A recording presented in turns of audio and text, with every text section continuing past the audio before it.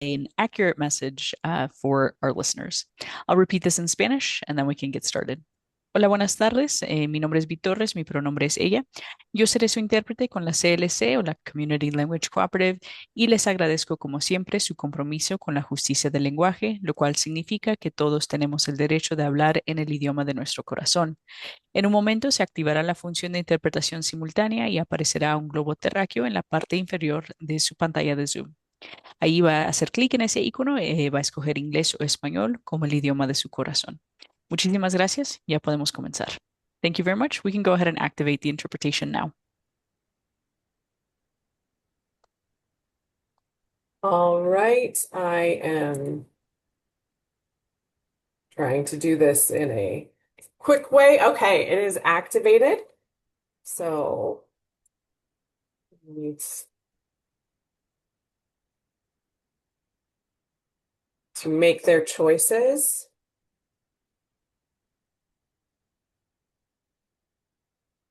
And I am going to go ahead and do a share of this presentation. So give me just one moment.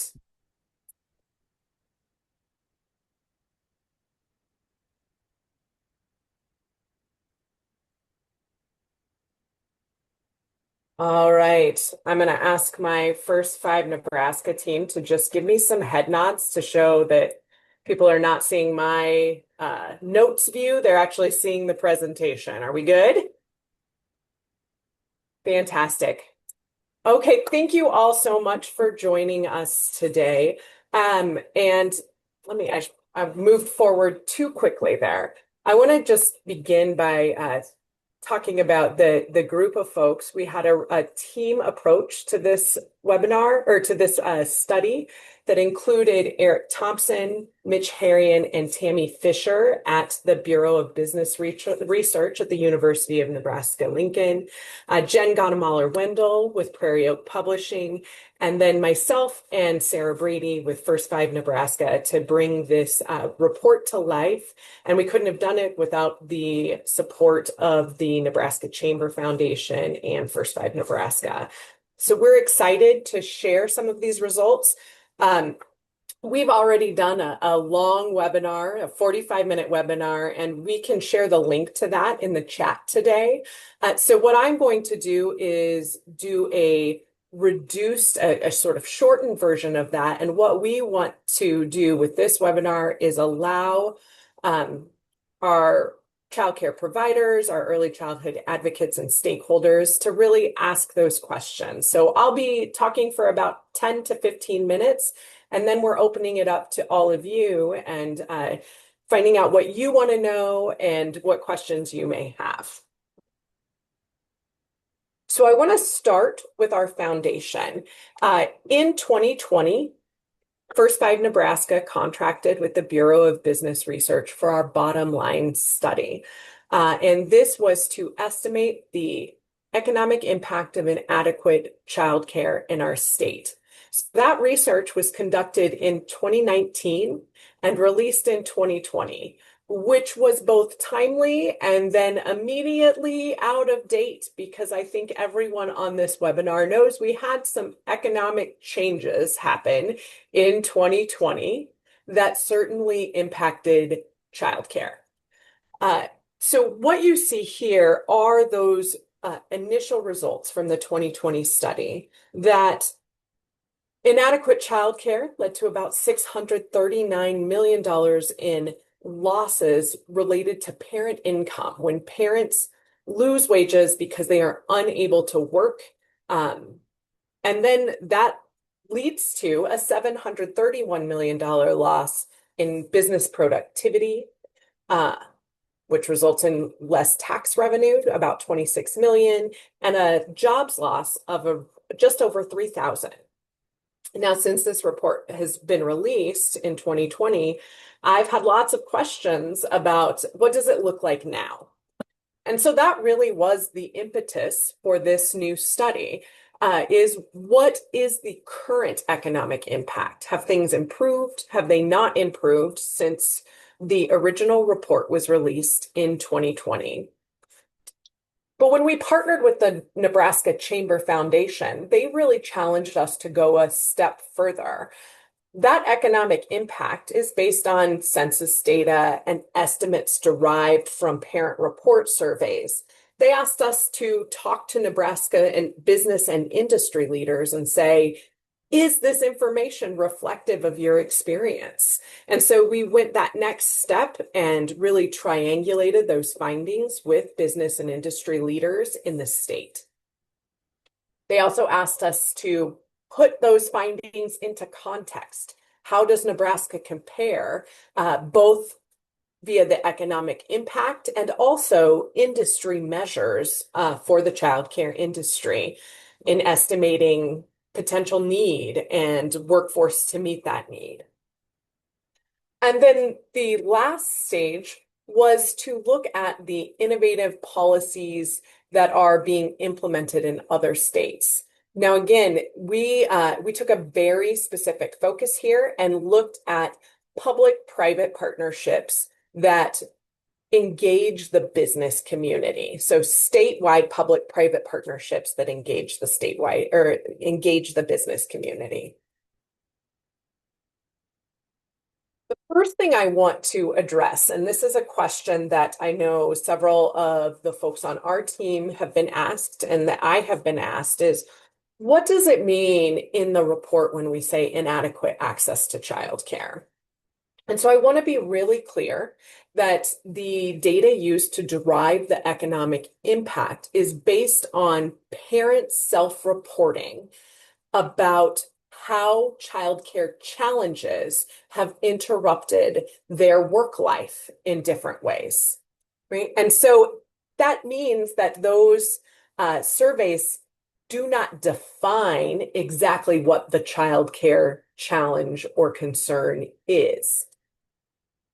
What we know is that it could be in these sort of three buckets that we work in within First Five Nebraska, right? One is a bucket of affordability, that there is an inaccessibility due to costs that is preventing parents, working parents, from accessing reliable childcare. There's also an availability bucket, right? That there simply is not enough childcare to meet the current demand. And we've seen a lot of research on that in Nebraska and other states and nationally.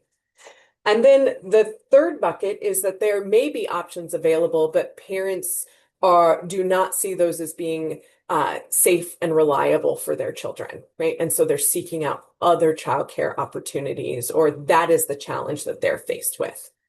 At the root of this, right, is that the childcare system as a whole is not meeting the needs of working parents, right? And that's what we're talking about when we talk about inadequate access to childcare. It's not just that availability bucket, it's the broad spectrum of availability, of affordability, and of quality. There has been a lot of research that has come out in the past couple of years looking at how parents are experiencing the childcare crisis in their work lives. A lot of that was gathered in 2022 and 2023. And this is important because the chart, the figure that we're presenting here is a very specific national measure of childcare and employment. And this is gathered by the current population survey of the US Census Bureau that asked parents, have you had to miss work for a week or more because of childcare problems, right? A week or more is a significant disruption related to childcare. And what you can see is that through 2019, that number didn't change much over time, right? Parents were having about the same experience nationally with access to childcare.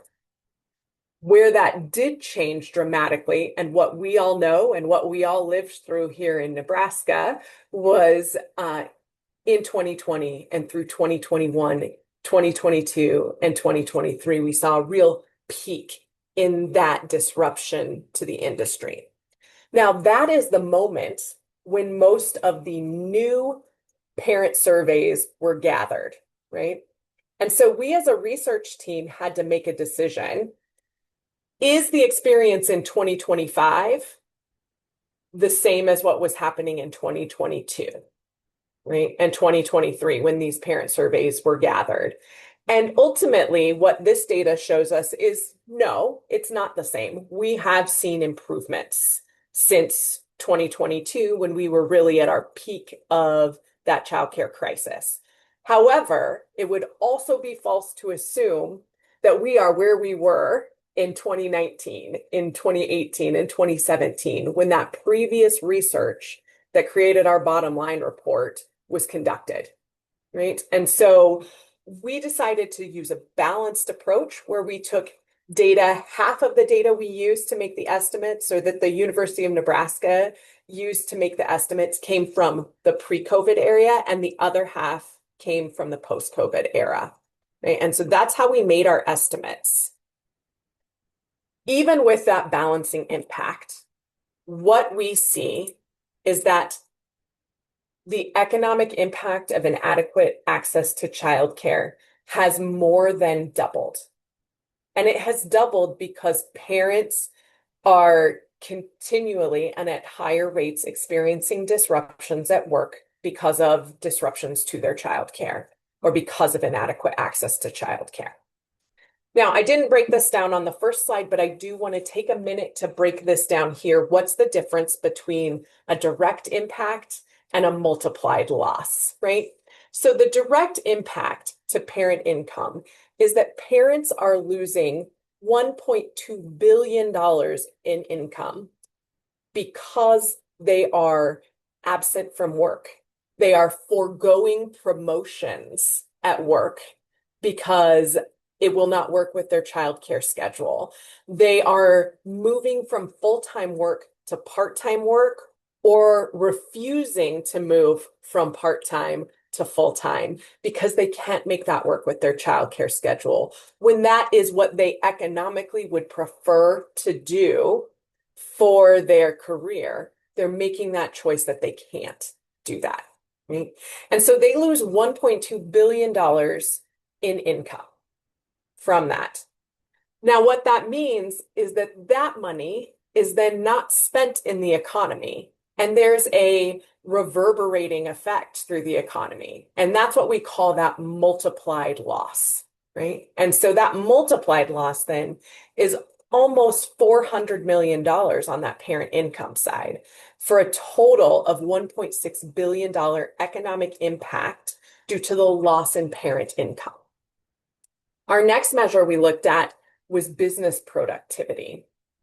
There, the direct loss is smaller, right? Because this is the loss to businesses in recruiting and retaining a new workforce when someone has to leave their job because of childcare. It's the loss of, a manufacturer who has to put somebody in who's not as skilled on the line because their expert is gone, right? Or who has to pay overtime to get caught back up because people have missed work because of childcare challenges. In that scenario, your direct loss is smaller, but that ripple effect through the economy is substantially larger, at totaling $1.7 billion in economic loss for businesses. Value added is a new measure we created, or that we included in the analysis this year. And this is in partnership with the Chamber, of thinking about how do we do those sort of GDP similar measures, right? And what value added is the difference between sort of the parts and pieces of a product and that total product when it's put together. I think that the best explanation that our economists gave me for that is an assembly line. Think about an automobile. Businesses are going to spend a certain amount of money on ordering those raw materials to put that automobile together, and those have a cost. But the value of that car, when it is done, is much greater than the sum of the costs of the parts of the car. right? And that's what value added is. And so that is about $1.2 billion in loss for our economy. All of this equates to fewer jobs, right? Especially when you think about that ripple effect, that lack of spending that's happening, that it comes to about almost 7,000 fewer jobs in Nebraska because of this loss from childcare. I'm gonna zoom through the rest of this because I know I always take longer than I tell you all I will at the beginning. I said 10 to 15 minutes and I'm running up on 15 minutes here. But we did conduct interviews with business leaders across the state. And what we saw is that there was a consensus that they are feeling that impact in their business operations.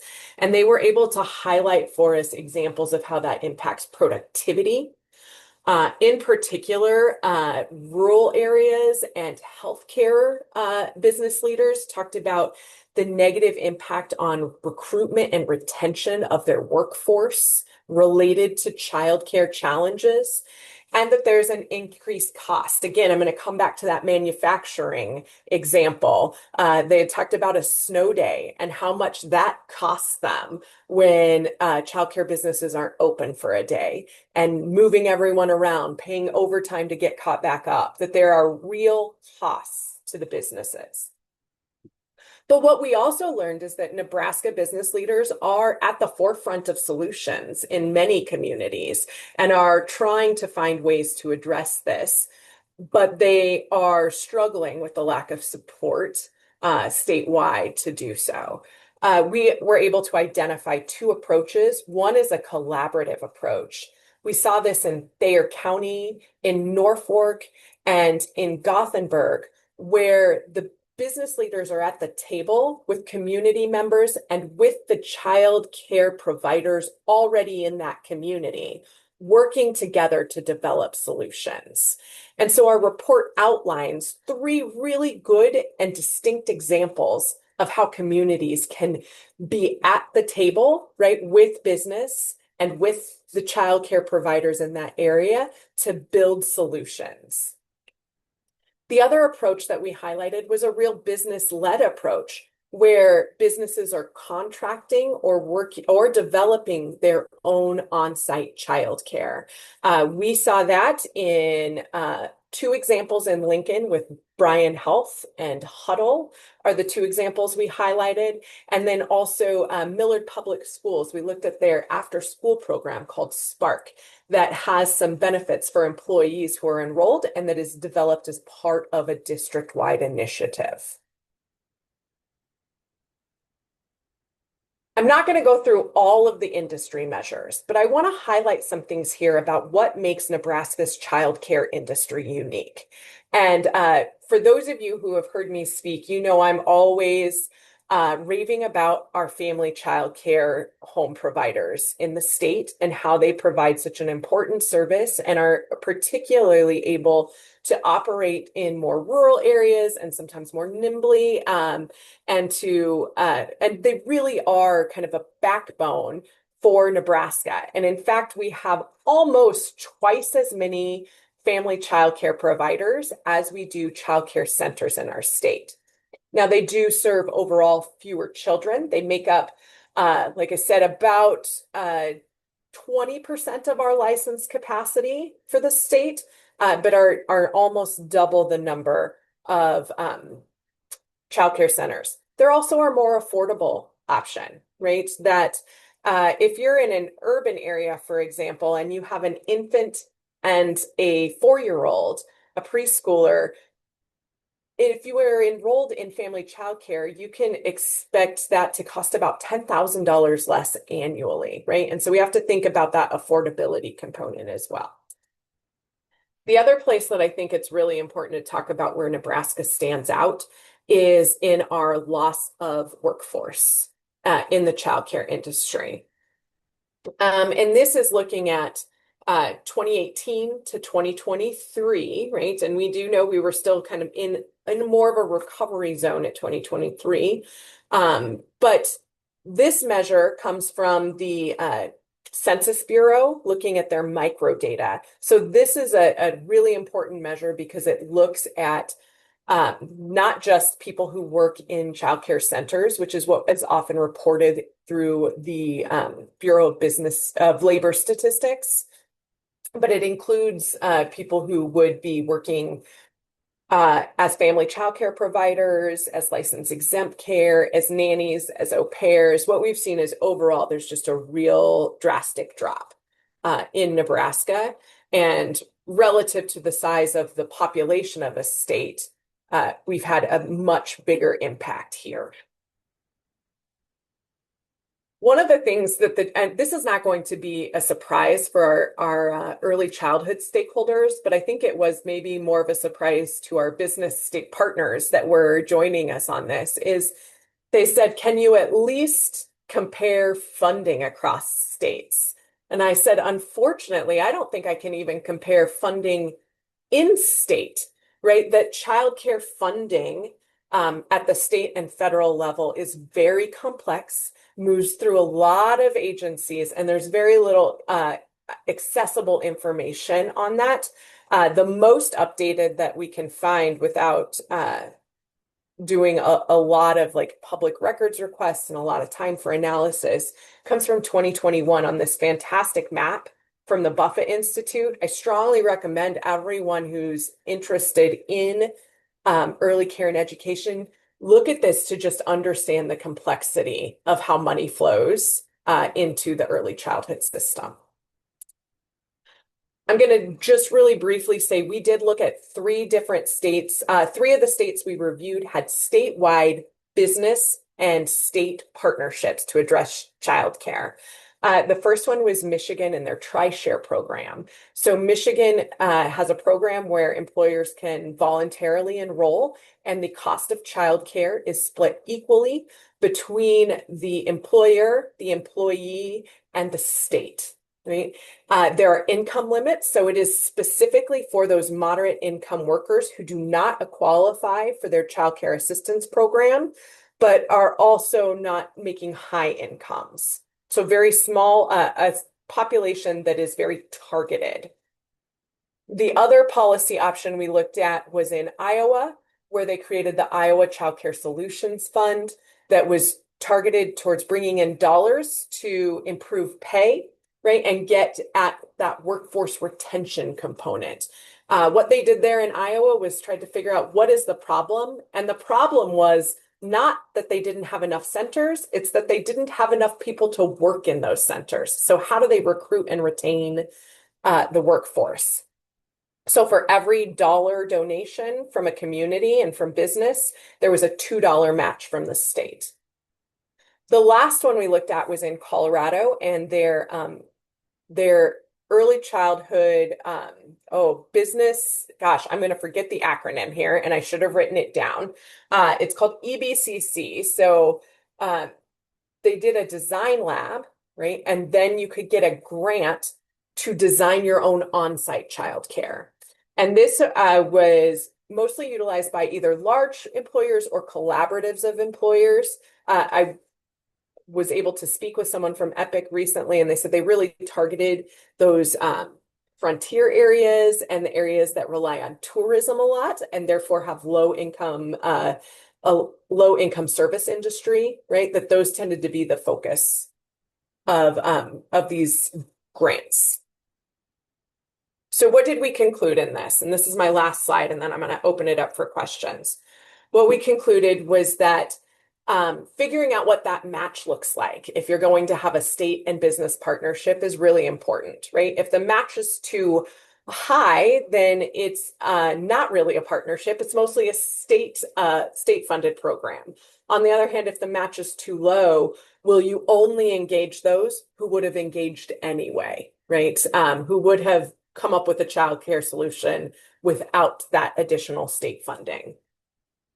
The other thing that we said, and those of you who've worked with me before know I probably say this in every room that I'm in, we really have to improve the quality and availability of data on our industry here in Nebraska, particularly noting the difference between licensed childcare capacity and actual functional capacity, and that funding. Let's go back to that ugly funding map and how do we make that information publicly available and up to date? That has to be vital in driving these solutions. And then lastly, every single public-private partnership we looked at had a positive economic impact on the state. But that is probably, if any one of those is pursued, it needs to be one of many solutions to address the childcare, the inadequate access to childcare in Nebraska. All right, that was my last slide. I'm going to stop sharing now. And now is our opportunity to hear from you. What all do you want to know about? What questions do you have?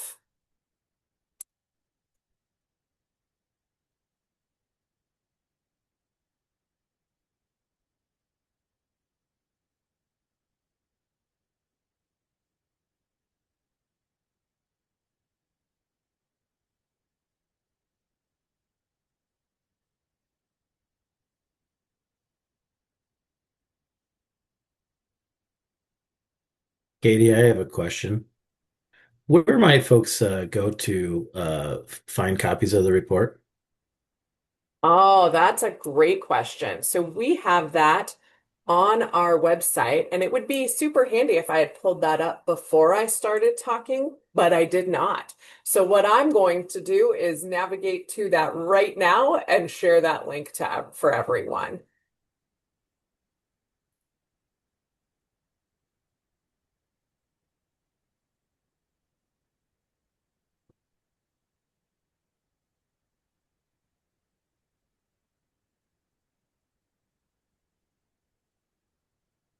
Any other questions?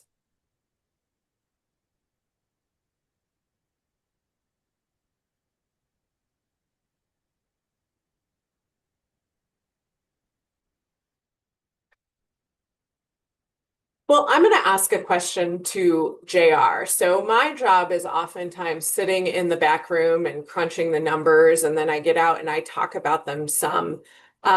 But I talk about things from the perspective of a researcher, right? Sometimes I'm overly technical, or uh, everybody's like, "Yeah, you're always overly technical," right? How do you see, JR, in your role working with communities? Do you see a connection between this research that I'm doing and what communities need and are asking for, and what advocates need and are asking for? Yes, absolutely. I think part of the power of this is that when Fekin and I are in communities, we want them to understand that childcare is a community issue. It is not a childcare provider or a parent issue. It belongs to the entire community. If it's thriving, it benefits it, all ships rise. And when it's hurting or there's no access or parents are concerned, then you see a broad impact on the entire community. So this is going to be very helpful in changing the narrative around that because it's clear, there's a clear line, there's some clear direction. There's also an invitation for other people to begin to advocate for early childhood. So specifically, you have your business leaders, you have your industry leaders, and you're going to have those small business or those parents who are going to feel a little more comfortable and have some data behind them, knowing they're not alone in saying that their lack of access to childcare or the limits on that have impacted their ability to work or to take a raise. In many instances, parents aren't excited or feel comfortable sharing that because they do feel a little bit like they might be in a unique situation. And so these numbers will kind of help to make this more show the commonalities for people all across the state in various levels of the workforce and to give employers some better numbers to work from. One of the things we also find out frequently is that if parents don't have access to childcare or something goes awry, they will typically call in sick, which means that it's hard for providers to even, or for, employers to even be able to gauge exactly how much is due to a lack of childcare access. And yet they have started to figure that out. When you have a parent that is frequently calling in sick, and there's been some, because of studies like this one's going to be great, especially after the 2020, to help give employers the context for why parents might be calling in sick, or they can ask a more helpful question, perhaps. So when we're out in communities and if you want to advocate for it, I think the most important thing is to start that conversation around how childcare access is a community-wide issue, and then use this research to back that up. So if you have stories from these parents, if you have stories from childcare providers who have either had parents in there, or they themselves have had to make some choices just because of their own space and capacity. If you can tie those stories to these data points, if you can bring both the head and the heart, then you're going to have a very powerful narrative. And that's what we want to do, is change the public discourse. So if you use this as a starting place, and of course, as the conversation spreads then, and we can get more business and economic leaders on board to see the connection points and to draw the connections and the lines to their own bottom line, then we're going to have a different kind of access to decision makers, lawmakers, particularly in a year where we're looking at a significant shortfall. Research like this shows that there's potential to make that gap even larger, because we're not yet truly recognizing childcare as an economic engine, economic infrastructure. So use this study, I would say, use this research to really connect those points in your community, particularly when you hear people who say, I don't have a child, why should I worry about this? Or, the typical, my mom stayed home, X, Y, and Z, to show that there is a significant impact on the community with this. And really, the timing is great to point to the fact that we don't have any room to spare in terms of making sure that Nebraska's economy can continue to go and to try to thrive, especially when we're looking at a year where there's going to be a lot of scrambling to figure out how to solve some of these issues. So using the research to really, one, make it a community-wide issue, and two, bring more people into the conversation that have influence, and then three, really using it to tie those stories to the data to really make it be people and numbers, so it's not just one or the other. So that would be, and there's some great resources on the website.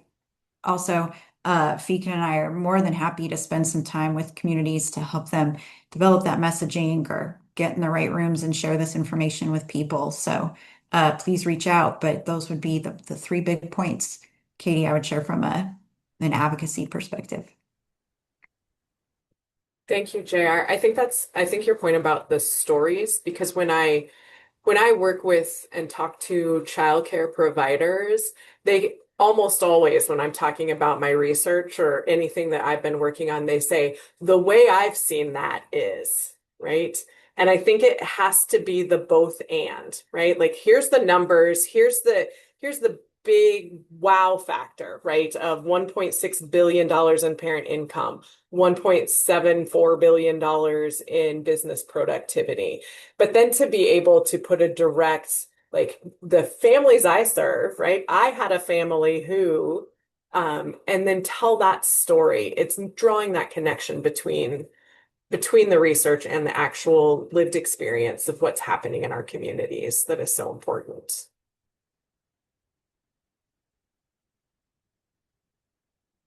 I would also hope too that there are some examples here of great innovation in Nebraska, and that could inspire some innovative work within your own communities or your own business practices as well. Katie, I was wondering if you could speak a little bit to the impact that remote work has had on the investment that organizations want to have in helping subsidize or support childcare, because what I'm seeing and what I'm reading is that it's become even more complicated because the needs of the family are less visible when you have a remote workforce. And so I didn't know if you could speak to that. For example, I know that like Gallup has a on-site childcare facility in their Omaha office. However, my understanding was that during the pandemic and they've moved, more of their workers have moved to remote work at Gallup, which then adds some level of complexities to how that on-site childcare is being utilized. So I didn't know if you could speak to that at all.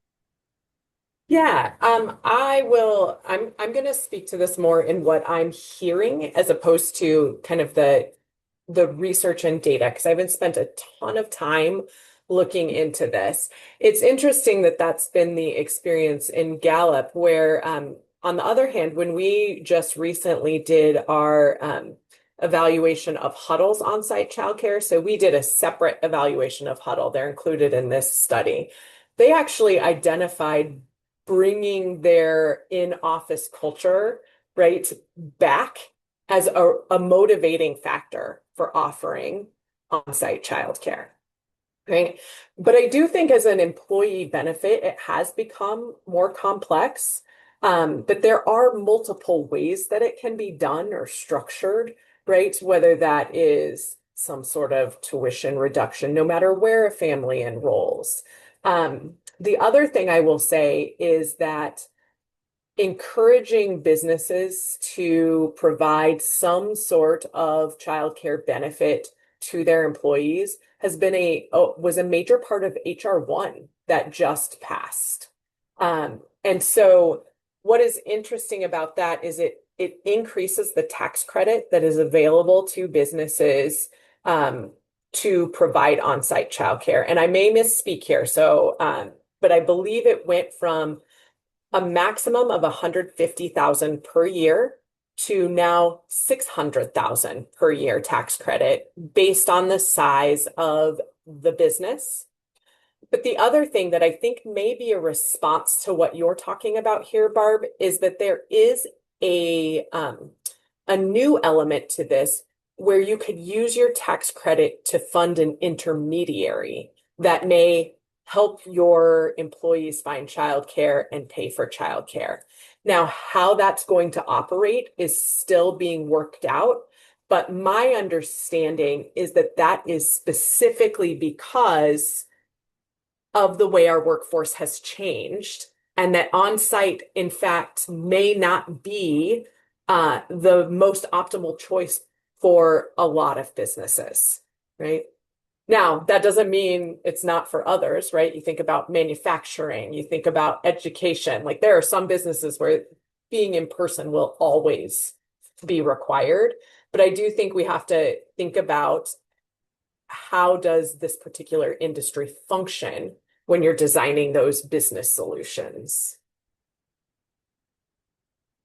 That's a great question and something I think needs more research too. Hey, Katie, this is Jake. I'm with Channel 8 here in Lincoln. Hi, Jake. I stepped out for a little bit earlier for a moment or two, right as you were bringing up the latest study. And what I wanted to ask, because I know compared to the 2020 study, obviously a big difference in the parent income losses. I think it was from 639 up to 1.6 in the economic impact loss. What is Yes. like did I miss what that like correlation or I guess difference in kind of What why we're was seeing those numbers? Yeah, I can certainly answer that, Jacob. The biggest thing there is that post-COVID, parent report surveys were showing just substantial changes in the quantity of interruptions to workforce or to their labor force participation. So I have a few numbers here. I actually have this pulled up. I'm glad you asked this question. So in the first study, when we talked about annual turnover related to childcare, the estimate we used in the first study was 4.3%. This time around, it's 10.4%.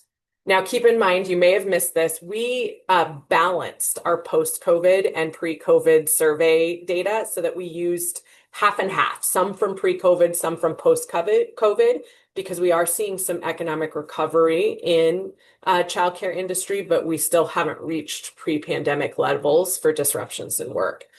So that balanced approach brought us to 10.4%. When we look at parents going from full-time work to part-time work, for single parents, that was 16.3% in the first study. It jumped to 22.1% in this study. And then for married parents, it went from 12.5% to 20%, right? So when you have two household incomes, right, there's a larger group of people who are going from full-time to part-time because of their childcare challenges.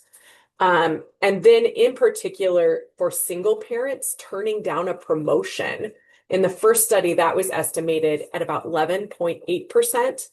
It's 18% in this study, right? And so it really is that substantial change in parent experience with childcare, and from the disruptions around COVID that have continued since then. Did that answer your question fully? Sorry, yes. Thank you so much. I appreciate that. Yeah. You are welcome. And I will say we'll record, this has been recorded and we'll post this on our website as well for folks.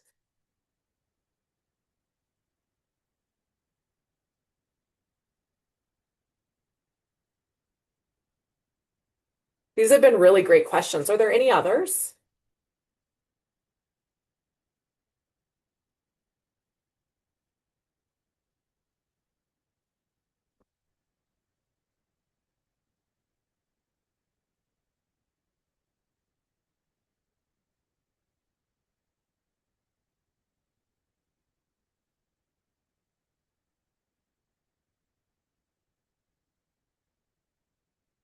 I'm doing the best to take my lead from one of our colleagues who always says, wait long enough to make it awkward. But if there are no other questions, I just want to thank everyone for joining us. Thank you, Bea, for providing interpretive services. And if you do have questions, please feel free to reach out to me. If you have advocacy questions, JR is a wonderful resource. And we just thank you all for your time and for your curiosity about this study. I do want to ask as well. I know you said this is going to be uploaded to the website, the recording of this. Do you know how soon that would be? Would that be like later this afternoon, or just so I can, I guess, use my story? Yeah. This probably wouldn't happen until Monday, Jacob, but the full webinar, the 45-minute webinar with the chamber, that one is on their website, and I can see if I can find that link and drop that in. Okay. And when was that webinar?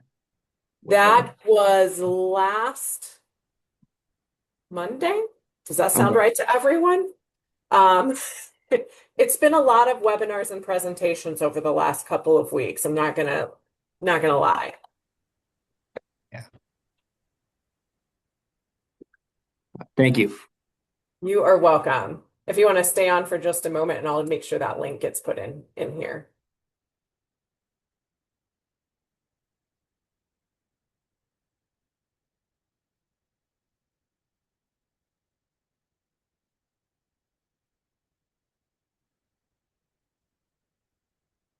Did you find it, Katie? I did, and I just got it dropped in there.